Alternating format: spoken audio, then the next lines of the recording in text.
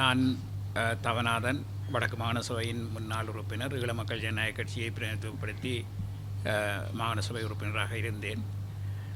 நாங்கள் எமது கட்சி ஆரம்பம் முதலே மாகாண சபை முறைமையை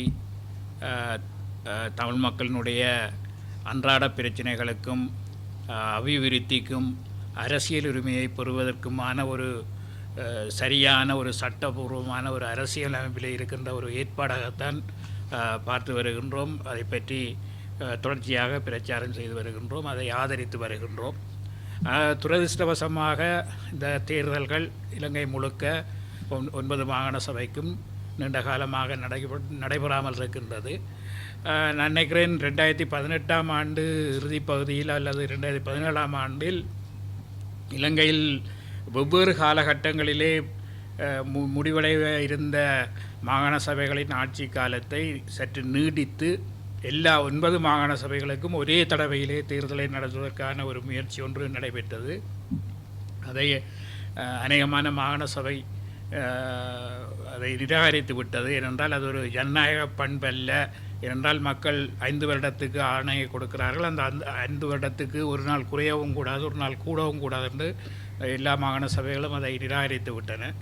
இன்று ஒவ்வொரு காரணங்களினால் இந்த மாகாண சபை தேர்தல் நடத்தப்படாமல் இருக்கின்றது.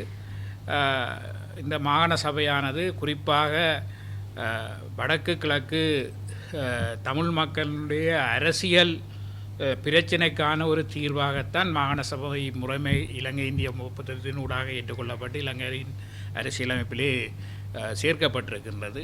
இப்போ எங்களை பொறுத்தவரையில் ஏனைய மாகாணங்களை விட வடக்கு கிழக்கை பொறுத்தவரையில் இதில் அன்றாட பிரச்சனையும் இருக்கின்றது, அபிவிருத்தியும் இருக்கின்றது, அரசியல் உரிமை பிரச்சனையும் இருக்கின்றது. ஆகவே நாங்கள் ஆரம்பம் முதலே இந்த முறையை ஏற்றுக்கொண்டவர்கள் என்ற வகையிலே தற்பொழுது அனைத்து தரப்பினரும் ஓரளவுக்காவது மாகாண சபை முறைமைதான் ஒரு ஆரம்ப புள்ளி என்பதை ஏற்றுக்கொள்ளக்கூடிய ஒரு நிலைமைக்கு வந்திருக்கின்ற காரணத்தினாலும் நீண்ட காலமாக ஒரு ஜனநாயக அமைப்பை செயல்படாமல் தேர்தல் நடத்தாமல் இருப்பது என்பது ஒரு நல்ல நிலைமை இல்லை என்ற காரணத்தினாலும் விரைவாக மாகாண சபை தேர்தல்களை நடத்த வேண்டும் என்று நாங்கள் கோரிக்கை வைக்கின்றோம்.